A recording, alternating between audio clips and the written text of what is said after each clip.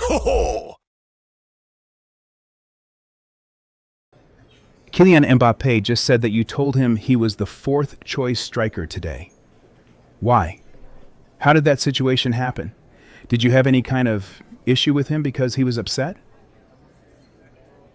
I wish I had four strikers, but no, honestly, I don't know what to tell you because I don't have four strikers and I never said anything remotely like that to him. Maybe he misunderstood me or honestly, I really don't know what to tell you because at no point could I tell him he's the fourth striker. I hate asking you about a quote you haven't heard yourself, because I think it's unfair. But Mbappé said that you told him Brahim, Mastantuono, and Vinicius were ahead of him, and that he was the fourth striker. He said it in the mixed zone, and he's still speaking live. My feeling is that he showed some disagreement with you, like he respects your decision because you're the coach, but that he can't play if you don't pick him. Is there some kind of problem between Arbeloa and Mbappé? Well, it's obvious that if I don't pick him, he can't play. That much is obvious because I'm the coach and I'm the one who decides who plays and who doesn't. I don't know exactly. I had a conversation with him before the match and I don't know what he may have interpreted from it. But to me, it's very clear that a player who 4 days ago couldn't even be on the bench for a match should not start today. Especially because this wasn't a final, it wasn't a life or death game, because I think Gonzalo did a great job the other day, and because we also have another match on Sunday where Mbappe will definitely be the first choice striker, as I told him. And 7 days later, he'll surely earn the right to be the first striker again, that's all. I genuinely don't have a problem with anyone. I'm the Real Madrid coach. I decide who plays and who doesn't. I understand that players who don't play aren't happy. That's why they're Real Madrid players. I can completely understand Kylian Mbappé not being happy today about not playing. But it's a decision based, as I've always said, on the circumstances. And as I said earlier, I didn't want to take any unnecessary risks with him, especially with another match coming up in 3 days. I think it was the most logical, natural, and common sense decision. There's another thing Kylian said. If you haven't heard it, I'll tell you. He said that in the first half of the season, the team had structure, and in the second half it lost that structure. Does it hurt to hear that from one of your players? Well, if you want, you can just put Kylian's mix zone interview on here and we can all analyze it together. But until I actually hear what he said, I'm not going to sit here commenting on every phrase. And it would be perfectly fine if he thinks the team had structure in the first half of the season and lost it in the second half.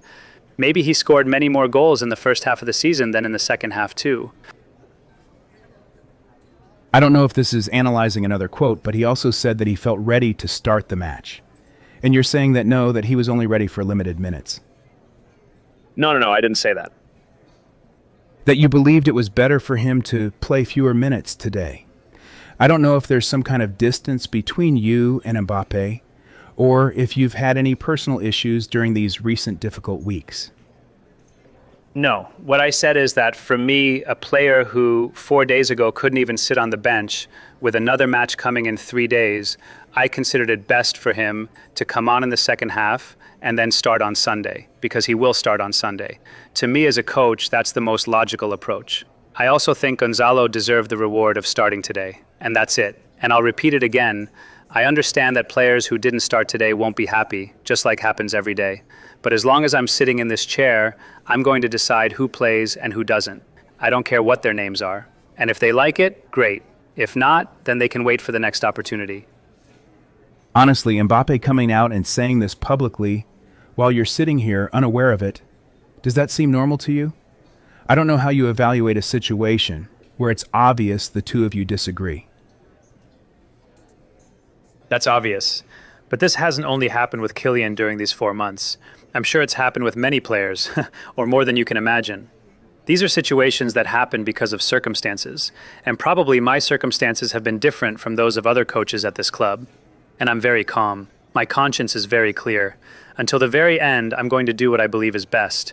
And I think it's perfectly fine for players to show disagreement and not agree with my decisions. It doesn't bother me.